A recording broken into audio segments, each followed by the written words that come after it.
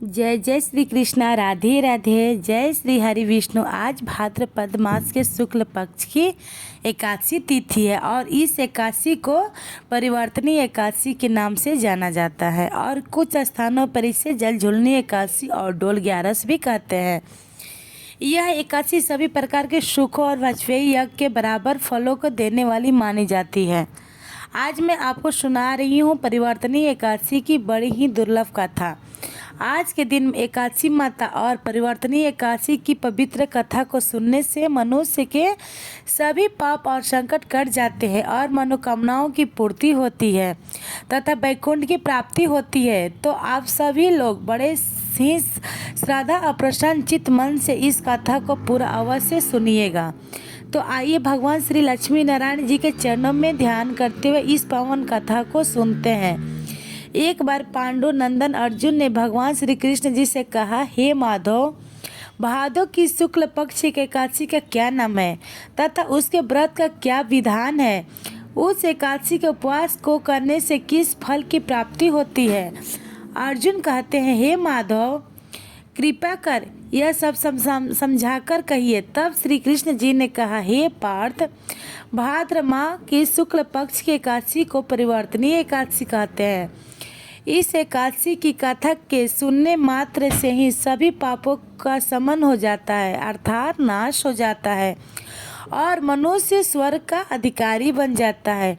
इस एकादशी की कथा से नीच पापियों का भी उद्धार हो जाता है। यदि कोई धर्मपरायण मनुष्य एकादशी के दिन मेरा पूजन करता है तो मैं उसको संसार की पूजा का फल देता हूँ।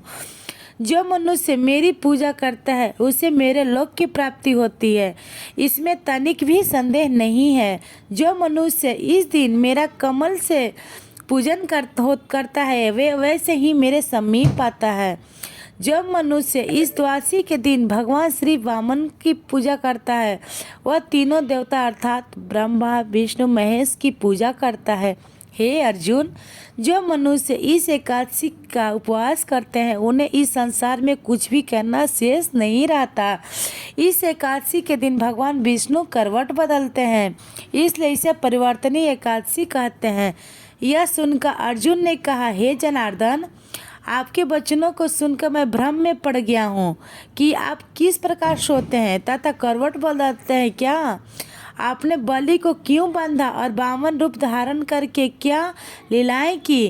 कृपया कर सब आप विस्तार पूर्वक कहिए। तब भगवान श्री कृष्ण जी ने कहा, हे कुंती पुत्र अर्जुन, अब तुम समस्त पापों का शमन करने वाली इस कथा का ध्यान पूर्वक श्रवण करो। भगवान श्री कृष्ण कहते हैं, हे अर्जुन, त्रेता युग में बलि नाम का एक असुर था। वह अत्यंत भक्तदानी, सत्यवादी तथा ब्राह्मणों का सेवा करने वाला था। वह सदा यज्ञ तप आदि किया करता था। अपनी इस भक्ति के प्रभाव से वह स्वर्ग में देवेंद्र के स्थान पर राज करने लगा। देवराज इंद्र तथा अन्य देवता इस बात को सहन नहीं कर सके और भगवान श्री हरि के पास जाकर प्रार्थना करने लगे। अंत में मैंने वामन रूप धारण किया और तेजस्वी ब्राह्मण बालक के रूप में राजा बलि पर विजय प्राप्त की। यह सुनकर अर्जुन ने कहा, हे प्रभु, आपने उस बलि को किस प्रकार जीता? कृपया कर यह सब विस्तार पूर्वक बताइए। तब भगवान श्री कृष्ण जी ने कहा, हे अर्जुन, मैंने वामन रूप धारण करके राजा बलि से याचना की कि हे राजन, तुम मुझे 3 पग भूमि दान दे दो, इसमें तुम्हें 3 लोक के दान का फल प्राप्त होगा। राजा बलि ने इस छोटी सी याचना को स्वीकार कर लिया और भूमि देने को तैयार हो गया। जब उसने मुझे वचन दे दिया तब मैंने अपना आकार बढ़ाया और भूलोक में पैर, भुवन लोक में जंघा, स्वर्ग लोक में कमर, महलोक में पेट, जल लोक में हृदय, तप लोक में कंठ और सत्य लोक में मुख रखकर अपने शीर्ष को ऊंचा उठा लिया। उस समय सूर्य, नक्षत्र, इंद्र तथा अन्य देवता मेरी स्तुति करने लगे। तब मैंने राजा बलि से पूछा कि हे राजन, अब मैं तीसरा पग कहाँ रखूं? इतना कहकर राजा बलि ने अपना शीश नीचे कर लिया। तब मैंने अपना तीसरा पग उसके शीर्ष पर रख लिए दिया और इस प्रकार देवताओं के हित के लिए मैंने अपने उस असुर भक्त को पाताल लोक में पहुंचा दिया। तब वह मुझसे विनती करने लगा। तब मैंने कहा कि हे बलि, मैं सदैव तुम्हारे साथ रहूँगा। भादों के शुक्ल पक्ष की परिवर्तनी नामक एकादशी के दिन मेरी एक प्रतिमा राजा बलि के पास रहती है और एक क्षीर सागर में शेष नाग पर शयन करती है। हे अर्जुन, दान करने के उपरांत मनुष्य की अभिमान नहीं करना चाहिए। राजा बलि ने अभिमान किया और पाताल को चला गया। इससे इस बात का भी बोध होता है कि अति हर कार्य के लिए बुरी होती है। एक अन्य कथा के अनुसार सूर्यवंश में मधांता नामक चक्रवर्ती राजा हुए। उनके राज्य में सुख संपदा की कोई कमी नहीं थी। प्रजा सुख से जीवन व्यतीत कर रही थी, परंतु एक समय उनके राज्य में 3 वर्षों तक वर्षा नहीं हुई। प्रजा दुख से व्याकुल थी तथा महाराज भगवान नारायण की शरण में जाते हैं और उनसे अपनी प्रजा के दुख दूर करने की प्रार्थना करते हैं। राजा भादो माह के शुक्ल पक्ष की एकादशी का व्रत करते हैं।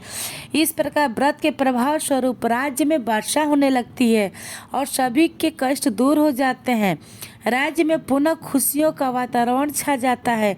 जल झूलनी एकादशी अर्थात परिवर्तनी एकादशी के दिन जो व्यक्ति व्रत करता है उसे भूमि दान करने और गौदान करने की पश्चात मिलने वाले पुण्य फलों से अधिक शुभ फलों की प्राप्ति होती है। इसके बाद अर्जुन ने कहा कि हे माधव, अब आप मुझे इस एकादशी का महत्व और विधि बताइए। तब भगवान श्री कृष्ण जी कहते हैं कि आज ही के दिन माता यशोदा ने जलाशय में जाकर मेरे वस्त्र धोए थे, इस कारण इसे जल झूलनी एकादशी कहते हैं। और कई स्थानों पर इस दिन भगवान की पालकी यानी डोली में ले जाया जाता है, इसलिए इसे डोल 11 भी कहते हैं। हे अर्जुन, अब इस एकादशी की व्रत विधि बड़े ही ध्यानपूर्वक है, सुनो। इस एकादशी व्रत का नियम पालन 10वीं तिथि की रात से ही शुरू होकर देनी चाहिए और ब्रह्मचर्य का पालन करना चाहिए। एकादशी के दिन सुबह स्नान आदि करने के बाद साफ कपड़े पहनकर भगवान वामन की प्रतिमा के सामने बैठकर व्रत संकल्प ले। इस दिन यथासंभव उपवास करें। उपवास में अन्न ग्रहण नहीं करें। संभव ना हो तो एक समय फलाहार कर सकते हैं। इसके बाद भगवान वामन की पूजा विधि विधान से करें। भगवान वामन को पंचामृत स्नान कराएं। स्नान के बाद उनके चरणामृत को व्रती अपने और अपने परिवार के सभी सदस्यों के अंगों पर छिड़के और इस चरणामृत को पिएं।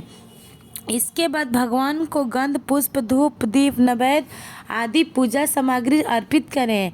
इस दिन पूरे समय भगवान विष्णु का जाप करते रहना चाहिए और साथ ही साथ भगवान शिव और माता पार्वती का ध्यान करने से भी भगवान श्री लक्ष्मी नारायण जी की कृपा होती है। व्रत के अगले दिन वेद पाठ करने वाले ब्राह्मणों को भोजन कराकर दान दक्षिणा दे। ऐसा करने से घर में सुख, शांति, ऐश्वर्य में वृद्धि होती है और निश्चित रूप से संतान सुख की प्राप्ति होती है। इस दिन सूर्य देवता को अर्घ्य अवश्य दें। केले के पेड़ की पूजा करें और गाय को चने की दाल और गुड़ अवश्य खिलाएं। रात्रि जागरण करने से जन्म जन्मों के पाप कट जाते हैं। घर आए हुए किसी भी व्यक्ति का अपमान नहीं करना चाहिए। ओम नमो भगवते वसुदेवाय नमः महामंत्र का जितना अधिक हो सके जाप करना चाहिए। भगवान को तुलसी मिश्रित जल अवश्य पिलाना चाहिए। विष्णु सहस्त्र नाम का जाप एवं भगवान वामन की कथा सुने।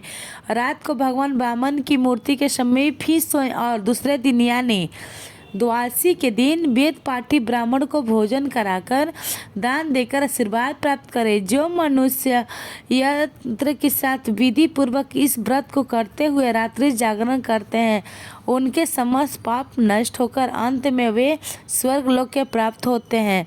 इस एक एकादशी की कथा के श्रवण मात्र से वाजपेयी यज्ञ का फल प्राप्त होता है। आइए अब श्रवण करते हैं तुलसी माता की कथा।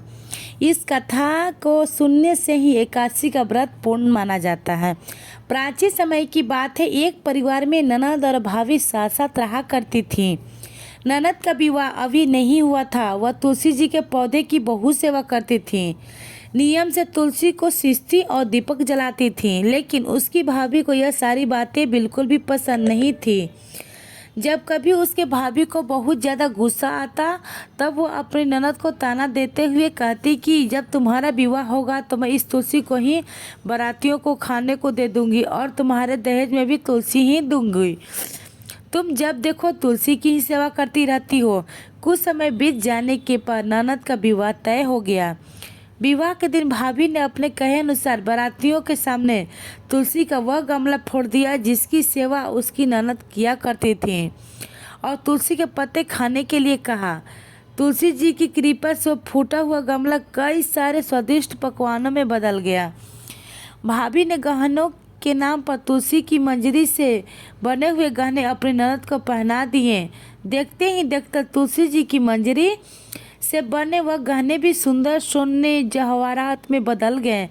इतना ही नहीं, भाभी ने मारे क्रोध के वस्त्रों के स्थान पर तुलसी का जनेऊ रख दिया और वह भी सुंदर रेशमी वस्त्रों में बदल लिया। अब जब ननद अपनी ससुराल में पहुंची तो ससुराल में तो उसके दहेज की बहुत प्रशंसा हुई। यह बात भाभी के कानों तक भी पहुंची तो उसे बहुत आश्चर्य हुआ। उसने सोचा कि उसने तो ननद के गहने कपड़े और जनेऊ तक तुलसी जी के ही रखे थे और तुलसी की मंजरी रखी थी। यह सब जानकर भाभी को बहुत आश्चर्य हुआ। अब उसे तुलसी की पूजा का महत्व तो समझ में आ गया था। उस भाभी की भी एक बेटी थी। तब वो अपनी बेटी को कहने लगी कि बेटी, तुम भी तुलसी की सेवा किया करो, तुम्हें भी तुम्हारी बुआ की तरह फल मिलेगा। वह जबरदस्ती अपनी बेटी से तुलसी की सेवा करने को कहा करती, लेकिन बेटी का मन तो तुलसी की सेवा में लगता ही नहीं था। धीरे धीरे समय बीता, भाभी की लड़की बड़ी हो गई। अब उसके विवाह का समय आ गया। तब भाभी सोचने लगी कि जैसा व्यवहार मैंने अपनी ननद के साथ किया था वैसे ही अब मैं अपनी बेटी के साथ भी करूँगी, तो यह भी गहनों से लद जाएगी और बारातियों को भी खाने की तरह तरह के पकवान मिलेंगे और ससुराल में भी इसे बहुत मान सम्मान मिलेगा। यही सोचकर भाभी बारातियों के सामने तुलसी का गमला फोड़ देती हैं, लेकिन इस बार गमले की मिट्टी ही रहती है। मंजरी और पत्ते भी अपने ही रूप में रहते हैं, जनेऊ में भी अपने रूप रहते हैं। और जब भाभी ने सभी बारातियों को खाने में तुलसी के पत्ते दिए तो वह देखकर सभी लोग और बाराती भी भाभी की बुराई करने लगे। भाभी ने लालच में आकर अपनी बेटी को दहेज में भी तुलसी के पत्ते और मंजरी आदि रख दिए थे। जब बेटी अपने ससुराल पहुंची तो वहां पर भी उसकी बुराई ही हुई। भाभी गुस्से के मारे कहीं भी अपनी ननद को नहीं बुलाती थी। एक दिन भाई ने सोचा कि मेरी पत्नी तो मेरी बहन को बुलाती नहीं है, क्यों न मैं ही अपनी बहन से मिलकर आऊं। यह सोचकर उसने अपनी पत्नी से कहा और कुछ उपहार अपनी बहन के लिए ले जाने की बात कही तो भाभी ने थैले में ज्वार भरकर कह दिया कि यह लो और कुछ नहीं है, तुम यही लेकर जाओ। तब भाभी बहुत दुखी मन से अपने भाई के पास चल दिया। रास्ते में वह सोचता रहा कि छोटे कोई भाई भला अपनी बहन के घर ज्वार कैसे लेकर जा सकता है। यही सोचकर वह एक गौशाला के पास रुक गया और ज्वार का वह थैला उसने एक गाय के सामने पलट दिया। तभी एक ग्वाले ने यह सब देख लिया। तब ग्वाले ने आकर भाई से कहा कि अरे, आप गाय के सामने यह हीरे मोती और सोना क्यों डाल रहे हो, इसे तो घास डालनी होती है। तब भाई ने मुड़कर देखा तो वह हैरान रह गया। फिर भाई ने ग्वाले की सारी बातें बताई और धन लेकर खुशी खुशी अपनी बहन के घर चल दिया। दोनों भाई बहन एक दूसरे को देखकर बहुत प्रसन्न हो गए। तब बहन ने तुलसी माता से सच्चे मन से प्रार्थना की उसकी भाभी को सद्बुद्धि प्राप्त हो जाए और तुलसी माता की कृपा से उनके घर में सुख समृद्धि और धन के भंडार भर जाएं। तब कुछ दिनों के बाद देखते ही देखते भाभी का मन बदल गया और वह अपनी ननद को बहुत मान सम्मान देने लगी और अब वह भी सच्चे मन से तुलसी जी की सेवा करने लगी। तुलसी माता की कृपा से उनके घर में सुख समृद्धि के भंडार भर गए। उनके घर में अब कलश क्लेश जो नहीं होता था वह सभी सुख से रहने लगे। प्रेम से बोलिए तुलसी माता की जय। अब श्रवण करते हैं समस्त पापों का नाश करने वाली भगवान श्री हरि विष्णु की सच्ची कथा, जिससे सुनने मात्र से दुख दरिद्रता समाप्त हो जाता है। कनौज में एक ब्राह्मण रहता था, उसका नाम अजामिल था। यह अजामिल बड़ा शस्त्रज्ञ था। शील, सदाचार और सद्गुणों का तो वह खजाना ही था। ब्रह्मचारी, विनयी, जितेंद्रिय, सत्यनिष्ठ, मंत्रवेता और पवित्र भी था। इसने गुरु, संत, महात्माओं सबकी सेवा की थी। एक बार अपने पिता के आदेशानुसार वन में गया और वहाँ से फल फूल समीधा तथा कुश लेकर घर के लिए लौटा। लौटते समय उसने देखा कि एक व्यक्ति मदिरा पीकर किसी वेश्या के साथ विहार कर रहा है। वेश्या भी शराब पीकर मतवाली हो रही है। अजामिल ने पाप किया नहीं, केवल आंखों से देखा और काम के वश हो गया। अजामिल ने अपने मन को रोकने से बहुत कोशिश की, लेकिन नाकाम रहा। अब यह मन ही मन उसे वेश्या का चिंतन करने लगा और अपने धर्म से विमुख हो गया। अजामिल सुंदर सुंदर वस्त्र, आभूषण आदि वस्तुएं जिनसे वह प्रसन्न होती ले आता। यहाँ तक कि उसने अपने पिता की सारी संपत्ति देकर भी उसे उल्टा को समझाया। यह ब्राह्मण उसी प्रकार की चेष्टा करता जिससे यह वेश्या प्रसन्न हो। इस वेश्या के चक्कर में उसने अपने कुलीन, युवती और विवाहित पति तक का परित्याग कर दिया और उस वेश्या के साथ रहने लगा।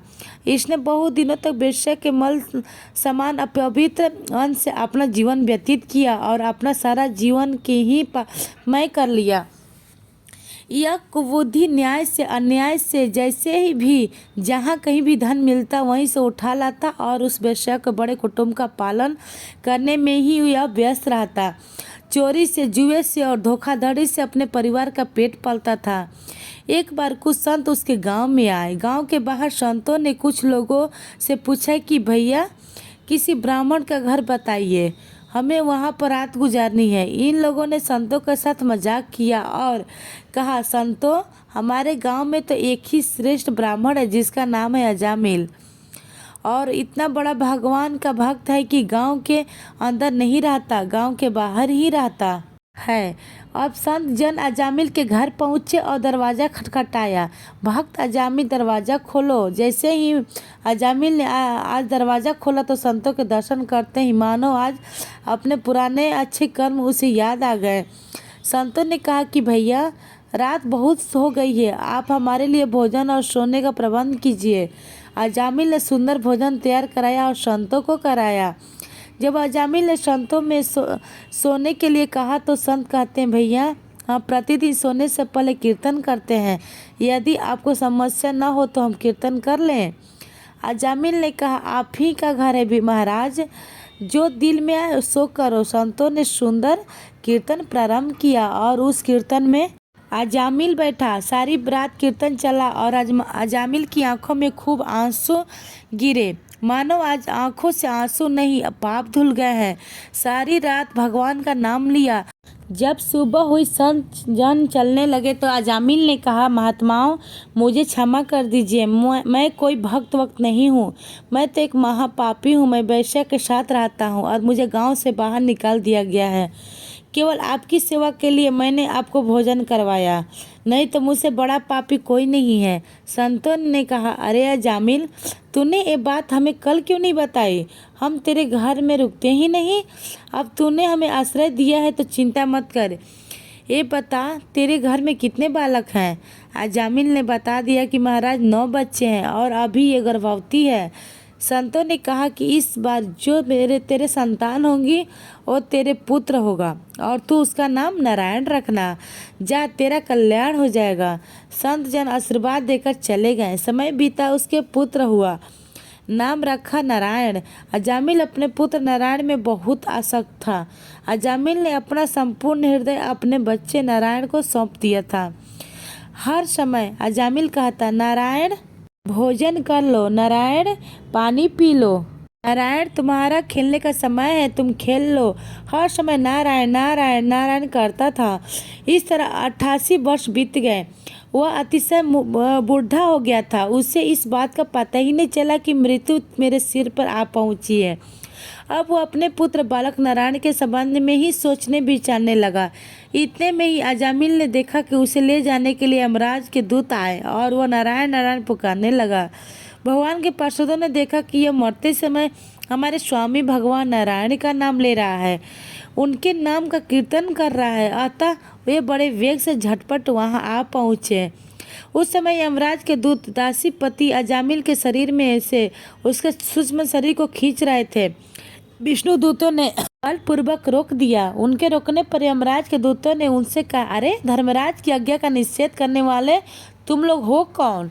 तुम किसके दूत हो? कहाँ से आए हो? और इसे ले जाने वाले से हमें क्यों रोक रहे हो? जब यमदूतों ने इस प्रकार कहा तब भगवान नारायण के आज्ञाकारी पार्षदों ने हंसकर कहा, यमदूतों, यदि तुम लोग सचमुच धर्मराज के आज्ञाकारी हो तो हमें धर्म का लक्षण और धर्म का तत्व सुनाओ। दंड का पात्र कौन है? यमदूतों ने कहा, वेदों ने जिन कर्मों का विधान किया वे धर्म है और जिनका निषेध किया है वे अधर्म है। वेद स्वयं भगवान के स्वरूप हैं, वे उनके स्वाभाविक श्वास प्रश्वास एवं स्वयं प्रकाश ज्ञान है, ऐसा हमने सुना है। पाप कर्म करने वाले सभी मनुष्य अपने अपने कर्मों के अनुसार दंडनीय होता है। भगवान श्री हरि विष्णु जी के पार्षदों ने कहा, यमदूतों, यह बड़े आश्चर्य और खेद की बात है कि धर्मज्ञों की सभा में अधर्म प्रवेश कर रहा है, क्योंकि वहाँ निरपराध और दंडनीय व्यक्तियों को व्यर्थी दंड दिया जाता है। यमदूतों, इसने कोटि कोटि जन्मों की पाप राशि का पूरा प्रायश्चित कर लिया है, क्योंकि इसने विवश होकर ही सही भगवान के रूप परम कल्याणमय नाम का उच्चारण तो किया है। जिस समय इसने नारायण इन 4 अक्षरों का उच्चारण किया, उसी समय केवल उतने से ही इस पापी के समस्त पापों का प्रायश्चित हो गया है। चोर, शराबी, मित्रद्रोही, ब्रह्मघाती, गुरु पत्नीगामी, ऐसे लोगों का, सत्संगी स्त्री, राजा, पिता और गाय को मारने वाला, चाहे जैसा और चाहे जितना बड़ा पापी हो, सभी के लिए यही इतना ही सबसे बड़ा प्रायश्चित है कि भगवान के नामों का जाप किया जाए, क्योंकि भगवान नाम के उच्चारण से मनुष्य की बुद्धि भगवान के गुण, लीला और स्वरूप में रम जाती है और स्वयं भगवान की उसके प्रति आत्मीय बुद्धि हो जाती है। तुम लोग अजामिल को मत ले जाओ, इतने सारे पापों का प्रायश्चित कर लिया है, क्योंकि इसने मरते समय भगवान के नाम का उच्चारण किया है। इस प्रकार भगवान के पार्षदों ने भगवत धर्म के पूरा निर्णय सुना दिया और अजामिल के यमदूतों के पास से छुड़ाकर मृत्यु के मुख से बचा लिया। भगवान की महिमा सुनने से अजामिल के हृदय में शीघ्र ही भक्ति का उदय हो गया। अब वह अपने पापों को याद करके बड़ा प्रायश्चित करने लगा। अजामिल मन ही मन सोचने लगा, अरे मैं कैसा इंद्रियों का दास हूँ। मैंने एक दासी के गर्भ से पुत्र उत्पन्न करके अपना ब्राह्मणत्व नष्ट कर दिया। यह बड़े दुख की बात है। धिक्कार है, मुझे बार बार धिक्कार है। मैं संतों के द्वारा निंदित हूँ, पर पापात्मा हूँ। मैंने अपने कुल में कलंक का टीका लगा दिया। मेरे माँ बाप बूढ़े और तपस्वी थे, मैंने उनका भी परित्याग कर दिया। मैं कितना कृतज्ञ हूँ। मैं अब अवश्य ही अत्यंत भयावने नरक में गिरूंगा, जिसमें गिरकर धर्मघाती पापात्मा कामी पुरुष अनेकों प्रकार की यम यातना भोगते हैं। कहाँ तो मैं महाकपटी, पापी, निर्लज और ब्रह्मतेज को नष्ट करने वाला, तथा कहाँ भगवान का वह परम मंगलमय नारायण नाम। सचमुच मैं तो कृतार्थ हो गया। अब मैं अपने मन, इंद्रियों और प्राणों को बस में कर ऐसा प्रयत्न करूंगा कि फिर अपने को घोर अंधकारमय नरक में न डालूं। मैंने यमदूतों से डर के अपने पुत्र नारायण को पुकारा और भगवान के पार्षद प्रकट हो गए। यदि मैं वास्तव में नारायण को पुकारता तो क्या होता? आज श्री नारायण मेरे सामने प्रकट नहीं हो जाते। अब अजामिल के चित्त में संसार के प्रति तीव्र वैराग्य हो गया। वे सबसे संबंध मोह को छोड़कर हरिद्वार चले गए।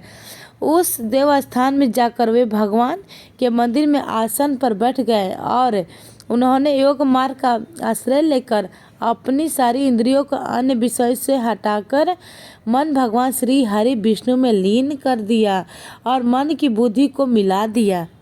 इसके बाद आत्मचिंतन के द्वारा उनने बुद्धि के विषयों से पृथक कर लिया तथा भगवान के धाम अनुभव स्वरूप पर ब्रह्म में जोड़ दिया। इस प्रकार जब अजामिल की बुद्धि त्रिगुणमयी प्रकृति से ऊपर उठकर भगवान के स्वरूप में स्थित हो गई, तब उन्होंने देखा कि उनके सामने वे ही चारों पार्षद जिन्हें उन्होंने पहले देखा था खड़े हैं। अजामिल ने सिर झुकाकर उन्हें नमस्कार किया। उनका दर्शन पाने के बाद उन्होंने इस तीर्थ स्थान में गंगा के तट पर अपना शरीर त्याग दिया और तत्काल भगवान के पार्षदों का स्वरूप प्राप्त कर दिया। अजामिल भगवान के पार्षदों के साथ स्वर्णमय विमान पर आरूढ़ होकर आकाश मार्ग से भगवान लक्ष्मीपति के निवास स्थान वैकुंठ को चले गए। जय श्री कृष्णा। राधे राधे। अगर वीडियो पसंद आई तो हमारे चैनल को सब्सक्राइब करें।